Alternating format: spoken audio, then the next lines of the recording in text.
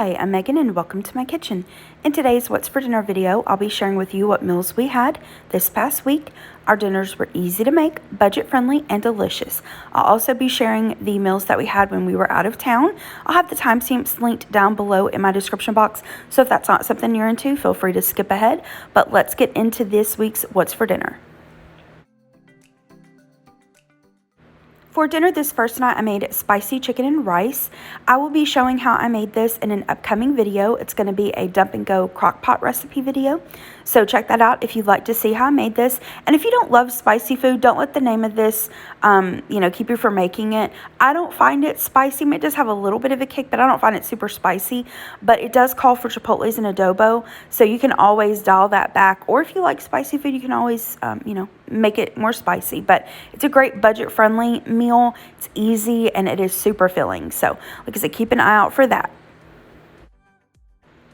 So for the side, I had some creamy salsa dip left over. I showed how to make that in my game day snacks video. It's basically just ranch dip with salsa. And like I said, I had some left over. I wasn't really sure what to do with it. And I thought, you know what? I bet that would be a yummy salad dressing. So I just put together some quick side salads. I kept out some of the black beans and corn from making the chicken and rice. And then just added some vegetables and that creamy salsa as the dressing. And that was our side. So here is the plate. We've got some of the chicken and rice. I garnished my husband's with some sour cream and avocado. I just did avocado on mine. And then we've got the salads. And this was an easy and delicious dinner. For dinner the next night, I made Ina's perfect roast chicken. Now, for years, I wanted to make a roasted chicken, but I was always really intimidated by it. But if you've watched Ina Garten, you know that pretty much every Friday night, she makes her roasted chicken for her husband, Jeffrey. And I'd seen her make it for years on her channel. And I thought, you know what, I'm just going to give it a try. So I made it for the first time several years ago. And it is so easy, but incredibly, incredibly delicious. Like, I cannot believe how yummy it is. And it is perfect. It has turned out perfect every single time. Knock on wood. So I highly recommend you give this a try. I'll have the recipe linked in the description box below. So I didn't show me prepping the chicken really for two reasons. One, people can kind of be weirded out by handling raw chicken. But number two, it is really, really hard to film you doing this with chicken. And you're kind of getting up close and personal with the chicken. So it's a little hard to film it. But basically all I did was I took my chicken, the whole chicken, I got it on sale like a month or so ago at Food Lion. Pat it dry really, really well with some paper towels. And then on the inside of the chicken, you want to season it with some salt and pepper. And then add some lemon, fresh garlic, and then some thyme. Now, Ina's recipe calls for fresh thyme. I never have fresh on hand. I just use dried. And then we are going to take some kitchen twine and just tie up the legs, tuck its little wings under, and then we're going to brush the outside of the chicken on both sides with some melted butter, season it generously with some salt and pepper, and then that's pretty much it. Now, Ina does suggest making like a bed of fennel and vegetables so that you can serve it alongside the chicken, but I never do that. I always just do different sides. You can do whatever you want. Quick note, I mentioned I'd gotten this chicken like a month or so ago. It had been in my freezer. If your whole chicken is frozen like mine was, you want to make sure that you thaw it completely before you put it into the oven. Now, the recipe does say to cook this at 425 degrees for the entire time, which I normally do. But because I was going to make another side dish that needed to cook for a while as well, I cooked it at 425 degrees for about 30 minutes. And then I pulled the heat back to about 375 degrees. That's totally fine to do. Just make sure that however long you cooked your chicken, you cook it until it's at least 165 degrees internal temperature. For one of my sides, I'm going to make Paula Deen's corn casserole. I've seen this for years on YouTube and Instagram, just haven't gotten around to making it. But my Uncle Larry suggested I give it a try. And so what I'm going to do is in this bowl, I'm going to add in a box of Jiffy corn muffin mix.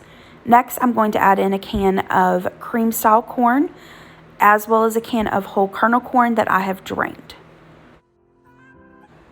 Next, I'm going to add in my stick of melted butter, and then the sour cream, and then I'm going to stir that until it's combined really well. Now, as I was looking at recipes for this, I found many different variations. Some added cheese, some added eggs, some added sugar, but this is the version that I found, I guess, most often. And so I decided to just kind of stick with the basic one this first time me giving it a try. But, you know, it's your kitchen. If you want to add some sugar or egg or cheese, you do you. I'm going to place that into a grease casserole dish, and then this is going to go into the oven, and you'll want to bake it until it begins to brown and it is set. And depending on your oven, that may take about an hour or so. For my other side, I warmed up some canned turnip greens. I had these Glory Simply Seasoned in my pantry I needed to use up. So I just drained most of the water off of them, placed them into this little sauce pot, added some salt, pepper, and I did just a tiny little teaspoon of bacon grease, but you could also just do butter and season them however you'd like. And then in the second pot, I made my glazed carrots. I've shared these many times before on my channel. Just some canned carrots that I drained the water off of. Added a little bit of butter, salt, pepper, honey, and a little bit of brown sugar. Just warmed them up low and slow.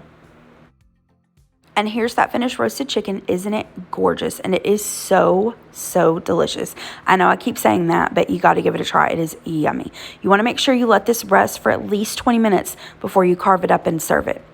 Here is that finished corn pudding, and same thing, I would recommend you letting this sit for about 15 or 20 minutes while the chicken is resting before you serve it up. And then I had a can of crescent rolls in my fridge that I needed to use up, so I decided to just bake those off according to the package instructions. Here are the finished plates. So I made a little bit bigger of a meal than I normally do, but this was kind of our Sunday dinner. I have been missing Sunday suppers or Sunday dinners at, my grandparents' house or family members' houses, my great aunts and stuff, especially after church on Sunday or Sunday evening. And so I was kind of going for that. But everything was so, so delicious, and we had leftover chicken and the corn casserole and veggies, and it was just delicious. So I highly recommend you give these recipes a try. For dinner the next night, I made blackened shrimp tacos. I saw this recipe on Instagram. The lady's name is Plated by Dee. Everything Miss Dee shares just looks so delicious. And I previously made her rotel dip, and it was yummy. And so I knew these blackened shrimp tacos would be delicious as well, and they were. So I'll have her Instagram post linked down in the description box below. We're going to get started by making our coleslaw for the shrimp tacos. In my mixing bowl, I'm going to add in the mayonnaise, next the honey.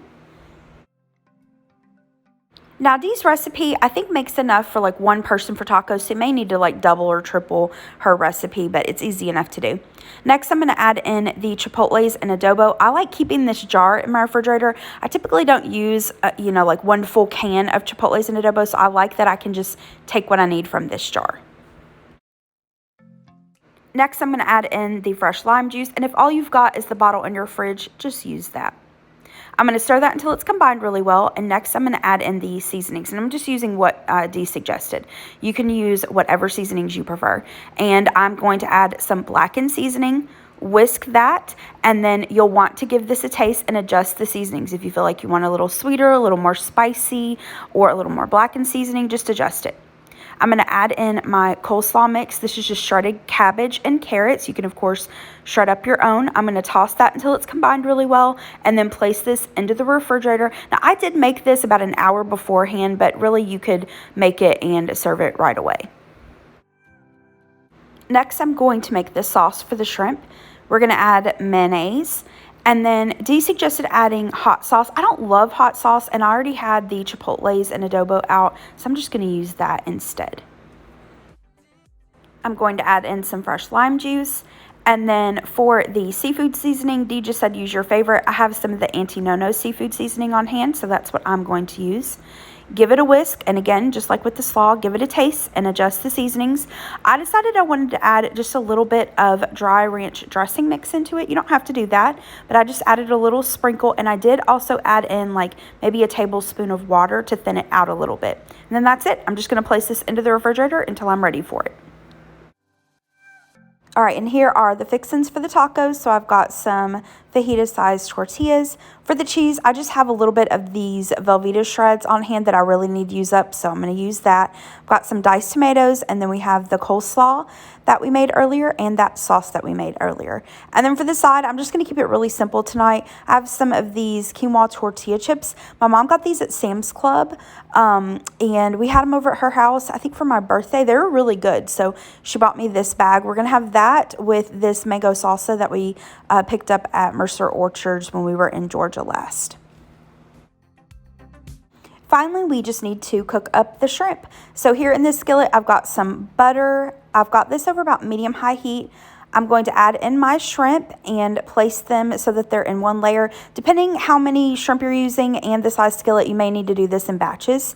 To season this, I used the seasonings that Dee suggested, which was the Kinder salt, pepper, and garlic, some of the Auntie No-No seasoning, and then the Blackened seasoning, and I'm just using the one from Kroger, but use your favorite. So shrimp doesn't take very long to cook at all, just a minute or two per side.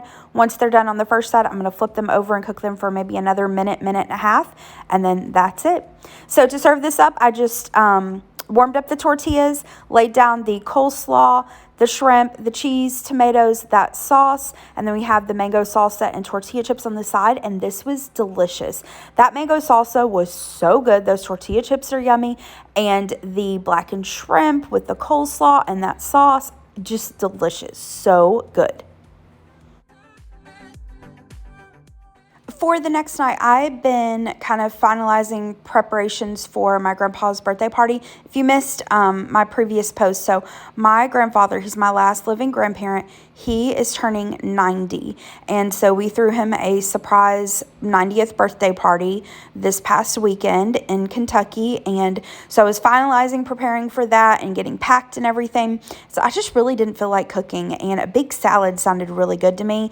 And I figured it was a great way to use up, produce before we were going to be out of town for several days. So just made some big salads. I honestly don't even remember what all I put on these. I just basically cleaned out the produce drawer. And then I had some semi-homemade ranch dressing, had some in my fridge I needed to use up. And then my husband used the Ken's Thousand Island dressing, and that was our dinner this night. On this particular day, Gary, Happy, and I driven up to Kentucky. We got checked into the Airbnb rental we were staying at, and we met my mom and my youngest sister at a place in Russell Springs, Kentucky called Coe's Steakhouse. And funny enough, they're really famous for their fried catfish dinner, not the steak, but they've been around for, forever. I have memories of going there with my grandparents, my parents, when I was really, really little. So we like to go, every once in a while. We got started with their fried pickles, which I'd never gotten before. They were good, but they were a little over fried. They were like really hard. And then for our entrees, I didn't get a picture of everybody's plate. I got their fried tenderloin, which y'all, this picture doesn't even do this justice. First of all, the fried tenderloin dinner, they had a 1-piece or a 2-piece. I got the 1-piece, and I'm so glad. This thing, no lie, was bigger than my head. It was huge. It was like hanging off the plate. I could only eat like 4 pieces, and I got full. I had to take the rest back to the rental. But I got their fried tenderloin with their macaroni and cheese, which is so good, pinto beans, and hush puppies. My mom got their fried catfish with fries and coleslaw and hush puppies. My little sister got the chicken tenders with macaroni and cheese, and I can't remember she got mashed potatoes. That was her other side. And then my husband got their bacon cheeseburger with onion rings and coleslaw, and this was so yummy, so good. And real quick, before we move to the next dinner, I said that I ate 4 pieces of this. No, I ate 4 bites of this. There's no way I could eat 4 pieces of this fried tenderloin. It was 4 bites. All right, let's move on. Now, for the next day, I am so sorry I did not get a picture of what we ate. I apologize. This day, my mom and I had spent pretty much the whole day prepping the food. We made sandwiches and prepped everything else, and then we went to the facility where we were having the birthday party. We got everything set up and most of the decorating done and more food prep, and by the time we were done with all that, we were all tired and ready to get back to the rentals. So Gary and I just grabbed dinner through the drive-thru and got back to the rental, scarfed it down, and then I was like, oh crap, a picture. But there was a Dairy Queen near our rental. We don't don't have Dairy Queen near us, and my husband loves their flamethrowers. So we ran through Dairy Queen and just got him a flamethrower. That was it. And then I wanted Arby's. And so we ran through Arby's. I got their chicken bacon Swiss with curly fries, cup of cheddar, and he got some curly fries and a cup of cheddar. And that was our dinner this night. Next, this isn't technically a dinner, but I wanted to go ahead and share it for a couple reasons. One, I've mentioned many times before that really the main reason I started this channel was to share like family recipes, memories, stuff like that, specifically for my younger siblings. So I wanted to share this for that reason, but also maybe you've got a birthday party or shower or, get together or whatever. I know spring's coming around the corner and we've got graduations and everything, so maybe you can get a couple ideas. But this is the food that we did for my grandpa's birthday. First up, we just did some simple sandwiches. He loves bologna, so we did, of course, bologna, turkey, ham, pimento cheese, and just cheese sandwiches. And for the meats, we did some with just the meat, some with cheese, and then we did set condiments, mayonnaise, and mustard on the tables if people wanted to add that. I also did some teriyaki meatballs, which I'll show how I made these in an upcoming video. And I did some barbecue smokies, just smokies. I used Sweet Baby Ray's barbecue sauce, Little Dr. Pepper. I picked up some potato salad and coleslaw from Lee's Famous Recipe.